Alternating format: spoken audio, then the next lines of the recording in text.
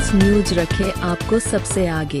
गुलाब बिहार में चल रही संगीतमय श्रीमद् भागवत कथा ज्ञान यज्ञ में उमड़ा जनसैलाब। कथावाचक ने श्रद्धालुओं को श्रीमद् भागवत कथा ज्ञान यज्ञ का बताया महत्व।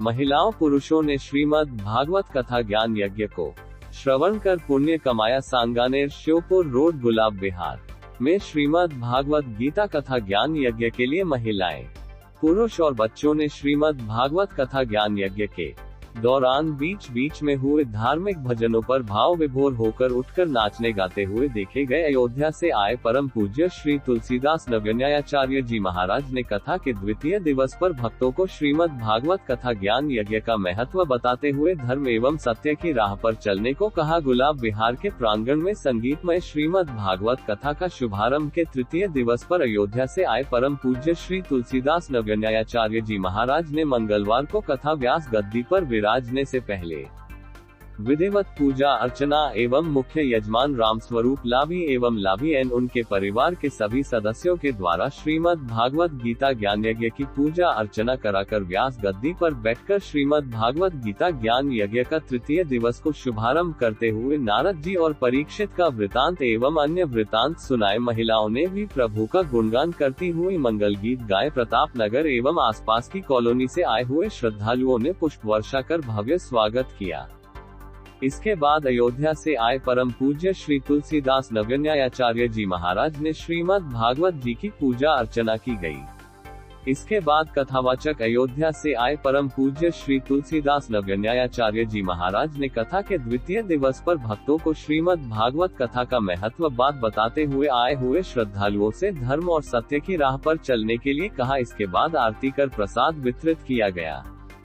दिनेश लाभी, योगेंद्र लाभी, दीपक लाभी ने बताया कि कथा का आयोजन 5 जनवरी से 11 जनवरी तक किया जाएगा। श्रीमद् भागवत कथा ज्ञान यज्ञ का रोजाना 12:15 बजे से शाम 4:15 बजे तक अयोध्या से आए परम पूज्य श्री तुलसीदास नवन्यायाचार्य जी महाराज जी के मुखारविंद से श्रीमद् भागवत गीता ज्ञान यज्ञ कथा का विस्तार से वर्णन कर वृतांत सुनाया जाएगा। आगाज न्यूज राजस्थान के लिए जयपुर से डॉक्टर ओपी शर्मा।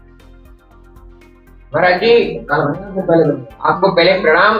आज की कथा में आपने क्या क्या वृत्तांत सुनाया? आज तीसरा रोज है कथा का, जी भागवत का ज्ञान यज्ञ का। तो आज के वृत्तांत में कथा में आपने क्या क्या सुनाया? आज तो सबसे पहले श्री नारद जी महाराज ने व्यास जी को संतों की महिमा का वर्णन करके सुनाया। मैं दासी का पुत्र था, संतों की कृपा हो गई तो ब्रह्मा का पुत्र हो गया और भगवान प्रसन्न होकर के अपनी बीणा मुझे प्रदान कर दिए। बीणा लेकर के मैं हरिनाम संकीर्तन करता हूँ और निर्भय होकर सब जगह विचरण करता हूँ। आगे परीक्षित के जन्म की कथा बताई गई। परीक्षित महाराज का जब जन्म हुआ तो मरे बालक के रूप में हुआ, लेकिन भगवान ने कृपा करके परीक्षित को जीवित कर दिया। परीक्षित ने कली का निग्रह, काल का निग्रह करना बड़ा कठिन है, लेकिन परीक्षित महाराज ने काल का निग्रह किया है और काल को अपने अधीन करके उसको 4 स्थान दिया है। उसके बाद भगवान की इच्छा थी परीक्षित के द्वारा भागवत का प्रचार प्रसार हो, इसलिए भगवान ने प्रेरणा करके परीक्षित के द्वारा ब्राह्मण का अपमान करा। फिर ब्राह्मण का शाप लगा। परीक्षित जी गंगा के तट पर आए हैं। हजारों संतों का आगमन हुआ है।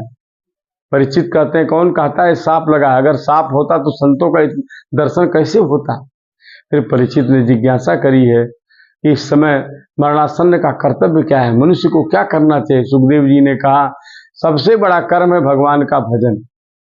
तस्मात् भारत सर्वात्मा भगवान ईश्वरो हरि श्रोतव्य कीर्तितव्य स्मर्तव्य क्षताभयम्। अगर कोई अपना कल्याण चाहता है तो भगवान का ही स्मरण करे, उनके नाम का संकीर्तन है, उनके लीलाओं का चिंतन करे।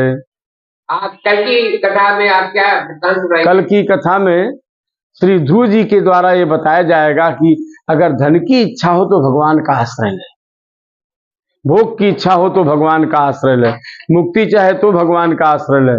पंचम स्कंद में भूगोल खगोल का वर्णन भरत जी के द्वारा बताया जाएगा। एक मृग में आसक्ति हो गई तो 2 जन्म बिगड़ गया।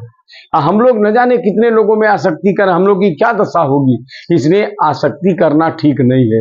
ये श्री भरत जी के चरित्र से बताया जाएगा और आगे चल अजामिलोपाख्यान के माध्यम से कथा बताई जाएगी कि भगवान का नाम नहीं लिया, अपने बेटा का नाम लिया, फिर भी अजामिल का उद्धार हो गया। वृत्रासुर जाति में असुर हैं, लेकिन असुर होकर के भी इतने बड़े भगत हो गए, इंद्र भी उनके सामने लज्जित हो जाता है।